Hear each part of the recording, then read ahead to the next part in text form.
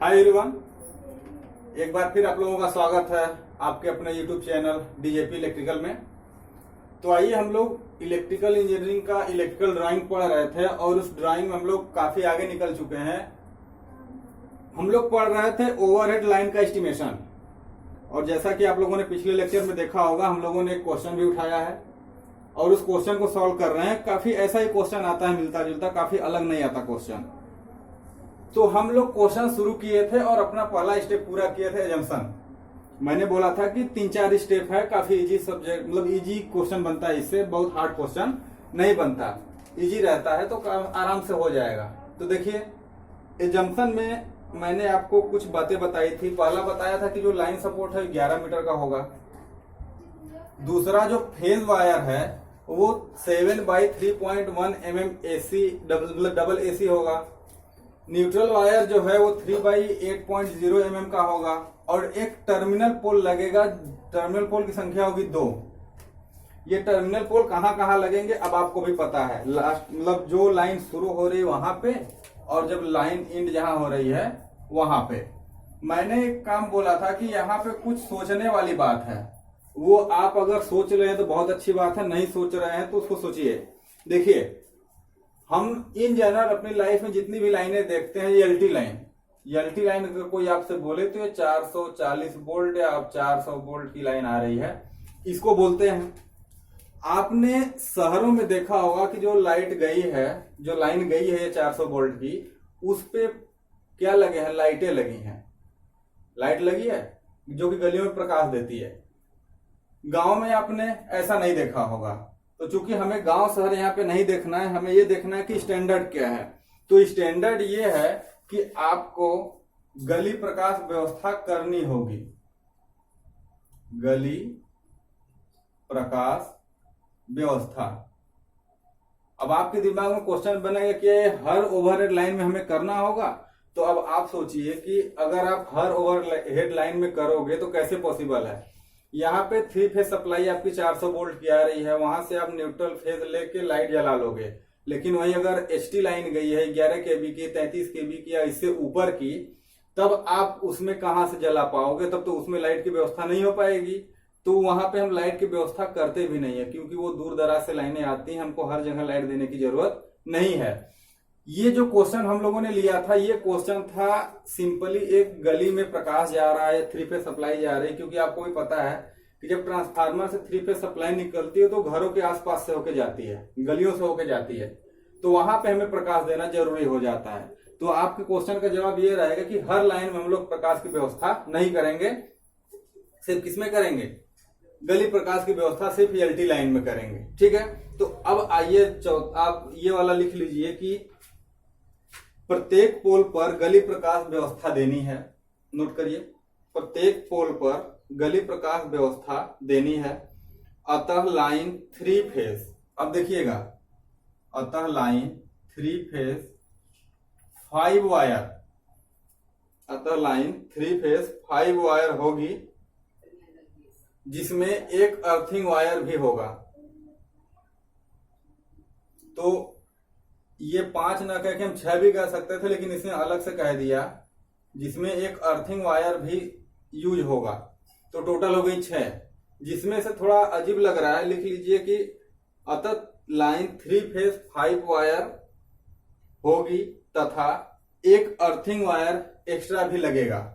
इससे क्लियर हो जाएगा कि इन 5 के अलावा हमें एक्स्ट्रा एक लाइन और खींचनी है अर्थिंग के लिए। तो कुछ ऐसा सिनेरियो होगा कि ये आर वाई बी ये तीनों लाइनें जाएंगी। एक लाइन जाएगा न्यूट्रल और एक लाइन फिर से फेज लाइन जाएगा और एक न्यूट्रल लाइन जाएगा। ये हो गई हमारी 5 वायर सिस्टम। लेकिन आपको भी पता है कि ऊपर एक अर्थ वायर भी जाता है। अब आप कहोगे अर्थ वायर अब यहाँ पे किस लिए जा रहा है? तो वही काम सेम यहाँ पे भी होता है अर्थ वायर का, जो मैंने आपको पहले बता रखा है पहले लेक्चर में। ठीक है, तो 5 आपको जंक्शन में अपने मटेरियल को डालना है, इससे आपका काम बन जाएगा। चलिए, उम्मीद करते हैं इतनी बातें आपको समझ में आ गई होंगी। अगर बातें समझ में आ रही हैं, चीजें क्लियर होती चल रही हैं, सेशन अच्छा लग रहा है आपको, तो एक बार जरूर लाइक बटन को क्लिक करिएगा लाइक बटन से होता है क्या, हम लोगों का मनोबल थोड़ा बढ़ता है कि हाँ आप लोगों को लेक्चर पसंद आ रहा है। अगर नहीं आ रहा है तो डिसलाइक करिए और कमेंट नीचे लिख दीजिए कि क्यों आपको लेक्चर पसंद नहीं आया, हम उस पर क्या और काम कर सकते हैं ताकि आपको अच्छा लग सके। ठीक है, तो आप सेशन को लाइक जरूर करिए और अपने फ्रेंड को भी शेयर करिए ताकि वो भी फायदा उठा लें। लेटेस्ट न्यूज ये आई है कि हो सकता है आपको नेक्स्ट मंथ पेपर भी देना पड़ जाए, तो पढ़ाई अब शुरू कर दीजिए। टाइम टेबल आपका आ चुका है बोर्ड से, उसका अलग अलग डेट पे है, लेकिन हाफ सितंबर के बाद से आपका पेपर है, ये आप कंफर्म कर लीजिए। ठीक है, तो आप पढ़ाई शुरू कर दीजिए। जो मैंने चीजें पीछे पढ़ाई है एक बार उनको फिर से आप देखते हुए आइए। बहुत ज्यादा है नहीं, आधे घंटे 45 मिनट का लेक्चर है, 20-25 लेक्चर। अगर आप रोज 2-3 लेक्चर भी देख रहे हो तो 10-15 दिन में आपका कवर हो जाएगा। और आगे आने वाले 15 दिनों में मैं आपका ये भी लगभग लेक्चर कवर कर दूंगा। ठीक है, आपका पूरा सिलेबस ये कवर हो जाएगा, तो टेंशन की बात नहीं है। देखिए पहला पॉइंट हो गया, दूसरा पॉइंट देखिए क्या है। अब आपको भी पता है कि दूसरा पॉइंट कैलकुलेशन पे जाएगा। यहां पे भी तो कुछ हमें कैलकुलेशन करना होगा। देखिए क्या कैलकुलेशन करनी है। कैलकुलेशन ये करनी है कि कुल लंबाई आपको कितना दी गई है, 300 मीटर। यही तो दिया गया है, कुल लंबाई 300 मीटर है और एवरेज स्पान कितना है, मध्यमान पार्ट जो है आपका 50 मीटर है। ठीक है, तो अब टोटल 300 मीटर की लाइन है, एक सेक्शन हमारा 50 मीटर का होना चाहिए। तो 50 50 50 50 के हम सेक्शन करके 300 कर लेंगे, यानी कि 50 में 6 का गुणा करेंगे 300 आ जाएगा, यानी कि 6 सेक्शन हमारे आएंगे। तो अब चूंकि छोटा लाइन है तो हम निकाल ले रहे हैं कि 50-50 का 6 कर देंगे तो 300 मीटर लंबाई हमारा हो जाएगा। और बड़ी लाइन होती तो हम नहीं कर पाते, तो इसके लिए हम लोग फार्मूला नोट कर लेते हैं। ये फार्मूला आप लोग नोट कर लीजिए। लाइन पार्ट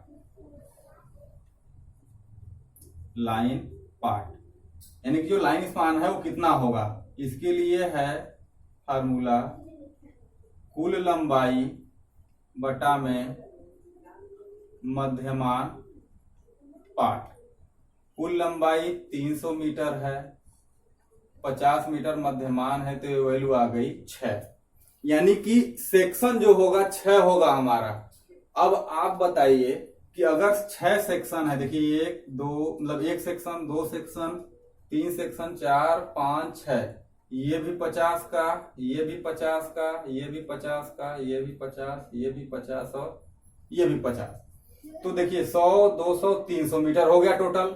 लेकिन इन 6 सेक्शन के लिए आपको पोल कितना यूज करना पड़ा, 2 3 4 5 6 ये 7 पोल आपको 7 यूज करना पड़ा, तब जाके 6 सेक्शन बना। अगर आप एक पोल हटा देंगे तो देखिए 1 2 3 4 5 ही सेक्शन बचेगा, यानी 5 सेक्शन में 6 पोल, तो 6 सेक्शन में 7 पोल। अगर मैं एक पोल और हटाऊं तो 2 तो 4 सेक्शन बचा, 5 पोल। यानी कि एक और फार्मूला निकल के चला आया। हमें लाइन पार्ट से मतलब नहीं है कि कितना पार्ट निकल के आ रहा है, 6 आ रहा है कि 7 आ रहा है। हमको इससे मतलब है कि हमें जो 300 मीटर की लाइन खींचनी है, दूसरा फार्मूला देखिए, हमें जो ये 300 मीटर की लाइन खींचनी है, इसके लिए पोलों की संख्या ये कितनी है, ये हमारे लिए इंपॉर्टेंट है। तो पोलों की संख्या निकालने के लिए आपको लाइन पार्ट निकालना है। आप लाइन पार्ट निकालिए और उसमें +1 कर दीजिए। देखा था आपने 6 पार्ट था तो पोल कितने यूज हो रहे थे, 7। 5 पार्ट लिया तो पोल यूज हुए 6। तो आप पार्ट निकाल के ये फार्मूला नोट कर लीजिए। ठीक है, ये फार्मूला आपको पोलों की संख्या निकालकर दे देगा। ठीक है, चलिए आगे देखते हैं, आगे क्या क्या कर सकते हैं। जब पोल की संख्या निकल के आ गई तो यही हमारा गणना था, पोल की संख्या निकालना। जितना पोल आ जाएगा हम लाइन खींच लेंगे। तो पोल की संख्या आपका निकल गया। अब नेक्स्ट हेडिंग डालिए, तीसरा वाला, सिंगल लाइन डायग्राम। कौन सा, सिंगल लाइन डायग्राम। अब सिंगल लाइन डायग्राम देखिए बनाते हैं। अब आपको भी पता है कि 6 पोल 7 पोल लगाने हैं। तो देखिए सिंगल लाइन डायग्राम इसका कैसा बनता है, बिल्कुल आप कहोगे हलवा टाइप का बनता है। कुछ है नहीं इस ड्राइंग में, सिर्फ हमें कैलकुलेशन वगैरह ही करनी है, नया हमें कुछ नहीं करना है। लेकिन हाँ, कॉन्सेप्ट को ध्यान में रखना, अगर कॉन्सेप्ट भूलेंगे तो काम नहीं कर पाएंगे।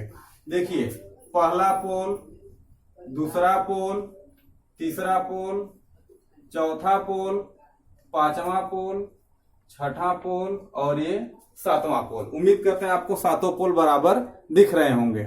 ठीक है, अब ये आपने 7 पोल लगा लिया तो देखिए, एक पार्ट ये हो गया आपका, दूसरा पार्ट ये, तीसरा पार्ट ये, चौथा पार्ट ये, पांचवा पार्ट ये, छठा पार्ट ये। आपको क्या करना, सिंपल एक लाइन खींचनी है, उसको 6 भागों में बांट देना और नंबर डाल देना 1 2 3 4 5 6। मैंने आपको समझाने के लिए अलग अलग खींचा। ठीक है, अब देखिए, आपने 300 मीटर की लाइन खींच दी, यही आपकी लाइन है। आप कहोगे ये कौन सी लाइन है सर?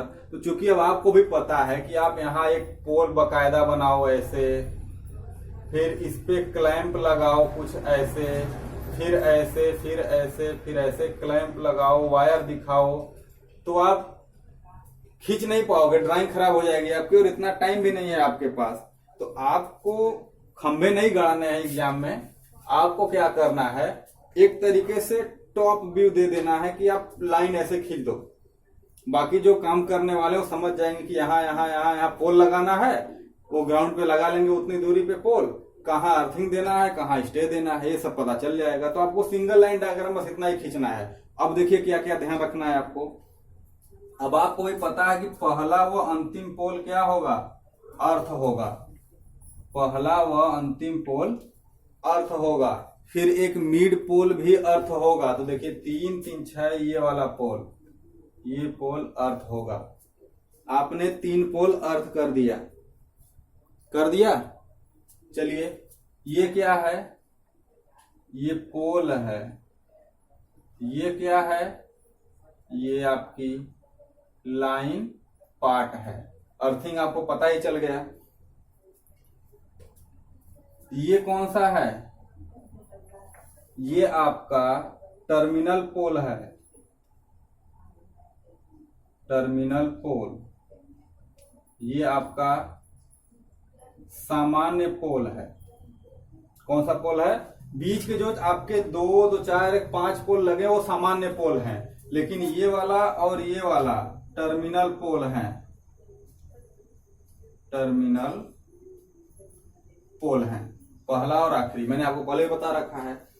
अब क्या करना है, आपको टेक व्यवस्था देनी है। कौन सी व्यवस्था, टेक व्यवस्था। कुछ इस तरीके से आपको दिखा देना है। ये सिंबल क्या बता रहा है कि आपने 2 टेक यहाँ पे लगाया है और 2 टेक यहाँ पे लगाया। आपको मैंने बताया था कि जो आपका टर्मिनल पोल होगा या जो पहला और आखिरी पोल होगा, वहां पे आप 2 टेक दोगे।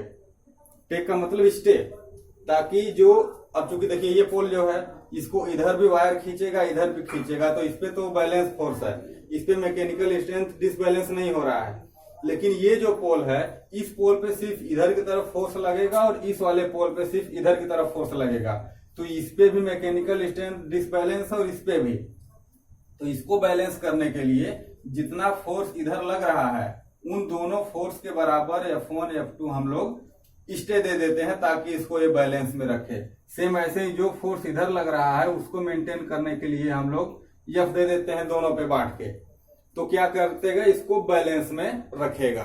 ये हमारा कुछ अरेंजमेंट था सिंगल लाइन डायग्राम का। बताइए इसमें कोई आपको दिक्कत आई हो तो? हमें कोई दिक्कत नहीं है। सीधा पोलों की संख्या निकालना है, पोलों की संख्या आपको खींच देनी है और इसको बराबर सेक्शन में बांट के आप देखोगे तो जो आपका पार्ट आया हुआ है, जो लाइन स्पान है, वो मिल जाएगा। 1 2 3 4 5 6 स्पान आया हुआ है और 7 पोल लगे हुए हैं।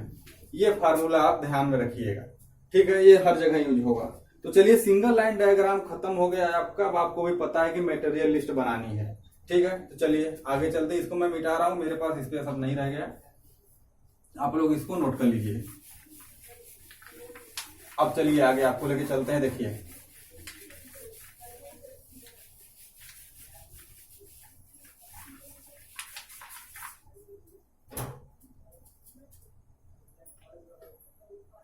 चौथा, मटेरियल लिस्ट। अब मटेरियल लिस्ट में भी आपको सेम वैसा ही बनाना है जैसा आपने पहले सब कुछ बनाया था। देखिए कैसे, ये हो गया आपका सीरियल नंबर। ये सेक्शन आपका हो गया सामग्री का नाम व विवरण। सामग्री का नाम व विवरण। आपको मात्रा चाहिए, आपको टेबल अच्छे से याद होगा। मात्रा चाहिए, ठीक है। मात्रा के बाद आप सिंपल ले लीजिए कि यूनिट क्या होगी इसकी। उसके बाद आप ले लीजिए दर क्या होगा। उसके बाद ले लीजिए कुल मूल्य क्या होगा। उसके बाद टिप्पणी। इतना कुछ आपको लेके चलना है। आइए फटाफट मैं आपको दिखा दे रहा हूं कैसे आप मटेरियल निकालोगे। इसमें कुछ खास मटेरियल आपको टेढ़ा नहीं निकालना है, जैसे कि आप लोग आगे पिछली वायरिंग में कर रहे थे, काफी आपको डिफिकल्टी से निकालना पड़ रहा था। इसमें सीधा सीधा निकलेगा। देखिए आपने पहले जंक्शन में ले रखा है इस्पात पोल 11 मीटर ले रखा है ना। इस्पात पोल 11 मीटर लंबा। दूसरा देखिए आपने क्या ले रखा है। चलिए एक तरफ से मैं आपको पूरी दिखाते चलता हूं। मात्रा चाहिए 7 मिलेगा ये संख्या के हिसाब से। इसका रेट आपके बुक में दिया हुआ है 2600 रुपए प्रति। 2600 रुपए प्रति, ठीक है, 2600 रुपए प्रति। दूसरा देखिए पोल लगा दिया। पोल पे आप इंसुलेटर भी तो लगाओगे, तो cycle insulator. Cycle insulator CKLE cycle insulator. अब आपके दिमाग में ये आएगा कि साइकिल इंसुलेटर कितना लगाएंगे। तो देखिए साइकिल इंसुलेटर आप लगाओगे पर पोल पे 5, क्योंकि जो अर्थ वायर होता है वो इंसुलेटर पे नहीं कसा जाता। आप कहोगे कि आप लाइन में तो बताएं कि 6 तार जाएगा, 5 मतलब 3 फेज वायर। देखिए RYB 3 फेज वायर।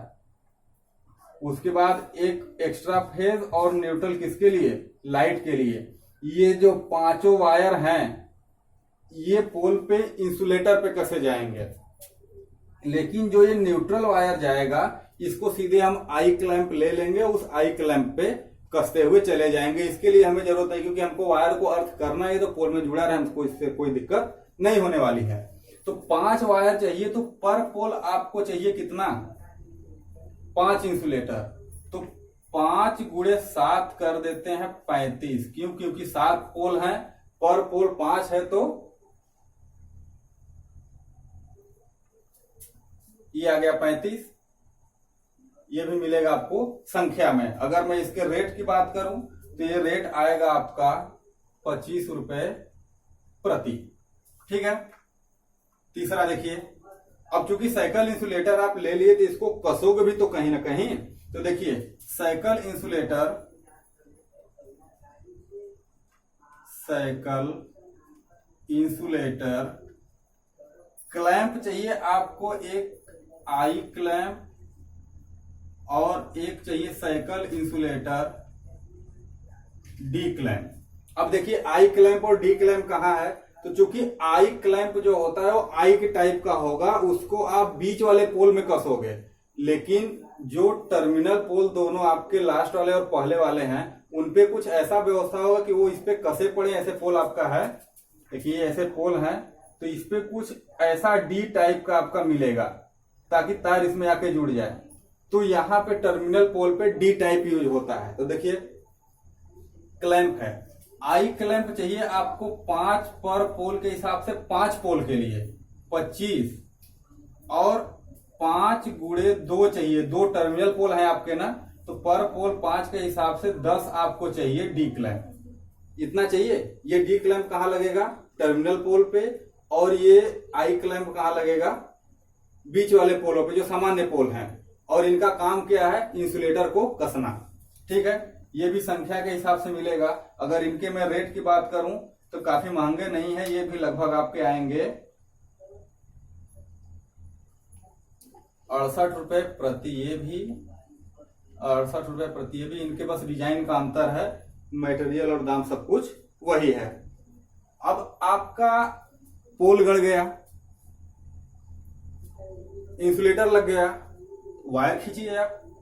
तो पांचवा देखिए वायर क्या रहेगा, देखिए 7/3.10 mm ACC कंडक्टर। छठा क्या होगा, 3/8.0 mm AAC कंडक्टर। सातवां क्या होगा,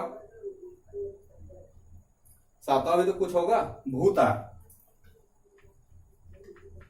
भूतार 8 SWG, आस AWG, GI wire, GI wire. ठीक है, तो ये 3 वायर हमको खींचने हैं। ये वायर फेज और RYB में जाएगा। देखिए ये जो 4 वायर है ना, ये वायर खींचा जाएगा और एक वायर ये खींचा जाएगा, एक वायर ये न्यूट्रल के लिए होगा, ये अर्थिंग के लिए होगा। ठीक है, तो देखिए अब चूंकि 300 मीटर की लंबाई है और 4 वायर खींचे जाएंगे तो 1200 हो जाएगा ना, 1200 होगा प्लस, तो देखिए ऐसा नहीं करते हैं, प्लस 2% सैग, ये भी ऐड करोगे तो 1200 का 2% आपका कितना आ जाएगा, 24। तो 1224 मीटर टोटल लंबाई आएगा, 1224 मीटर। ठीक है, अब देखिए ये वाला वायर, इसका रेट पहले देख लेते हैं। ये 1224 मीटर है, ये मीटर में मिलेगा आपको, और इसका जो रेट है वो 5.50 पर मीटर मिलेगा। ठीक, दूसरा देखिए क्या है, ये भी क्या होगा, 300 गुणे 1 प्लस 2% सैग, तो ये कितना आ जाएगा, 306, 2% आ जाएगा 6 मीटर, तो 306 आ जाएगा। ये भी मीटर में मिलेगा और इसका जो रेट होगा ये होगा 8.5 मीटर, 8.5 रुपए पर मीटर। ये काफी ऊपर हो गया, मैं इसको नीचे लिख दे रहा हूं यहां से। ये भी कितना जाएगा, 306 मीटर। इसका रेट कुछ अलग होगा, ये होगा 3 रुपए पर मीटर। रेट पता चल रहा है आपको? बताइए कोई दिक्कत अगर आपको मटेरियल निकालने में। आपने पोल लगा दिया, इंसुलेटर कस दिया, इंसुलेटर के बाद उसका क्लैंप लगा दिया, क्लैंप पे ही तो कसोगे उसको, तो क्लैंप इंसुलेटर एक साथ हो गया, कंडक्टर हो गया। अब आप पोल गाड़ दिए, इंसुलेटर कस दिए, वायर खींच दिए, इतना तो काम हो गया, आपकी लाइन खींच जाएगी। लेकिन इसके अतिरिक्त भी हमको कुछ और अरेंजमेंट करने होते हैं, क्योंकि आपको भी पता है कि अर्थवायर है, अर्थवायर के लिए तो आपने कुछ कसने के लिए नहीं लिया, तो इसको हम लोग क्या आई बोल्ट पे कसते हैं। डायरेक्ट आई टाइप का होता है, क्या होता है ना, जैसे ये आपका पोल है, इसी पे कुछ ऐसा होगा आई बोल्ट कसा हुआ, इसी पे आप वायर लाके कस देते हो। अभी आपके ही क्वेश्चन में टर्मिनल पोल है, टर्मिनल पोल का फिगर बनाना है, हम लोग टर्मिनल पोल का फिगर बनाएंगे तो उसमें आपको दिखा दूंगा कौन सा आई बोल्ट है। ठीक है, चलिए, तो ये हो गया, 8वां हो गया भूतार आई बोल्ट, भूतार आई बोल्ट। देखिए कैसे, आपको भी पता है कि कितना चाहिए, 7 पोल है तो 7 चाहिए, और इसका जो रेट है मतलब किसमें मिलेगा, ये संख्या में मिलेगा। इसका जो रेट है 15 रुपए प्रति है, यानी कि एक का दाम कितना है, 15 रुपए है। 8 का हमारा काम हो गया।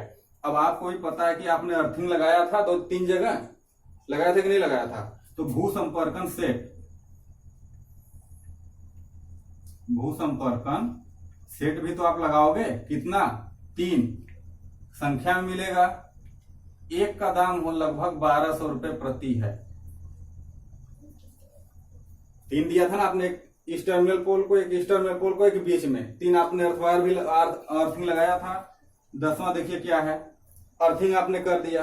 अब आपको भी पता है कि अर्थिंग के बाद आपने इस टर्मिनल पोल पे टेक व्यवस्था दिया था, इस टर्मिनल पोल पे टेक व्यवस्था दिया था, तो आपने 4 टेक व्यवस्था दिया था। तो टेक अरेंजमेंट या टेक तार,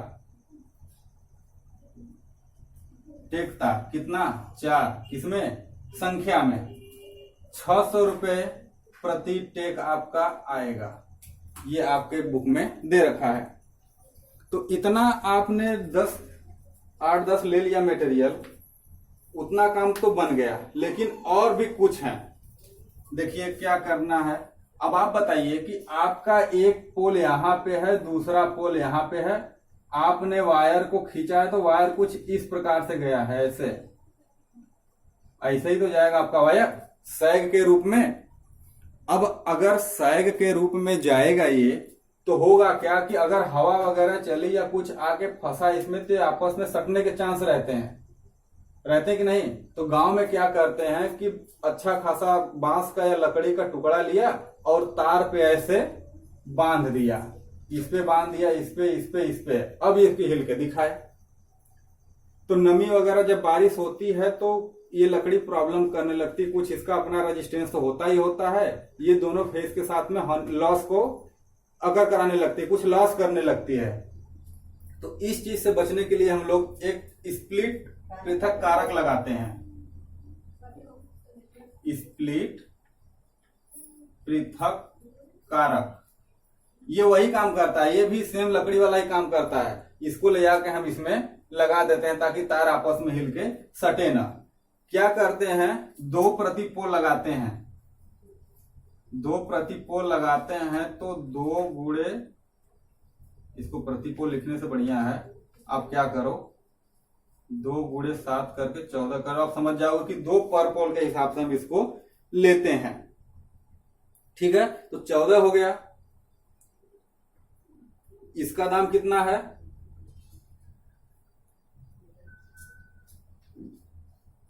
ओ सॉरी 7 नहीं आएगा, 6 आएगा। क्यों? क्योंकि आपको पता है 7 पोल है, लेकिन पार्ट तो आपका 6 ही आ रहा है, ऐसा वाला 1 2 3 4 5 6 गिनिएगा। जो लाइन पार्ट है वो 6 आ रहा है, तो 6 लगाओगे आप, 12 हो जाएगा। ये भी संख्या के हिसाब से मिलता है। एक का दाम लगभग आपको 20 रुपए मिलेगा, 20 रुपए प्रति। अब क्या करिएगा, आपके लिए काम रहेगा। अभी मैं कुछ और 1-2 मटेरियल उनको लिखवा दे रहा हूं, उसके बाद मैं आपको बता रहा हूं क्या करना। आपने इतना नोट कर लिया, चलिए आगे लेके चलते हैं आपको।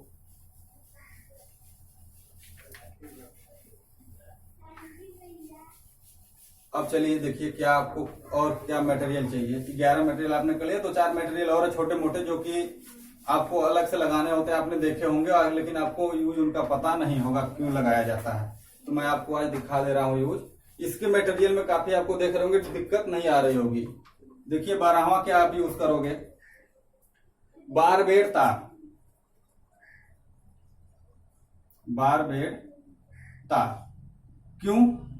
अब चूंकि पोल है, आदमी उस पर चढ़ जाते हैं, तो गांव में तो नहीं मिलता, लेकिन 5 मीटर एक पोल में जो कटीला तार होता है उसको लपेट देता है कि कोई उस पर चढ़ ना पाए। तो ये 5 मीटर प्रति पोल लगाते हैं, तो ये हो गया 35 मीटर। ठीक है, 5 मीटर पर पोल इसको लगा देते हैं, एक पोल में 5 मीटर लपेट देते हैं। इसका रेट जो होता है वो लगभग आपको 2 रुपए पर मीटर के हिसाब से दिया रहता है। दर क्या है, 2 रुपए प्रति मीटर। ठीक है, 13वां देखिए एक और मटेरियल है, गली प्रकाश व्यवस्था भी तो आपको देनी है, ये तो भूल ही गए आप। गली प्रकाश व्यवस्था आपने सिर्फ तार खींच दिया, बाकी मटेरियल कौन लगाएगा। तो हम अलग से इसकी काउंटिंग नहीं करते। ये 7 चाहिए आपको, कितना चाहिए, 7। ये संख्या के हिसाब से होगा। मान के चला जाता है कि 350 रुपए एक व्यवस्था में खत्म होगा, यानी कि एक खंबे पे आप लाइट लगाओगे तो 350 रुपए खर्च आएगा। तो इसमें गुणा कर देंगे, मटेरियल निकल के चला आएगा यहाँ पे। अब देखिए नट बोल्ट वाशर भी तो चाहिए आपको, नट बोल्ट वाशर। ये फिक्स नहीं होता, इसको एलएस ले लेते हैं। मान लेते हैं कि 20 रुपए, चलिए मान लेते हैं एलएस लिखते हैं, 20 रुपए पर पोल खर्च आएगा। तो 7 दूना के, सॉरी हाँ यहीं पे ठीक है, 20 रुपए प्रति पोल ये खर्च आएगा। तो यहाँ पे हो जाएगा 140 रुपए। ठीक है, कुल मूल्य में 140 चला जाएगा। 15वां देखिए क्या है, बंधक तार।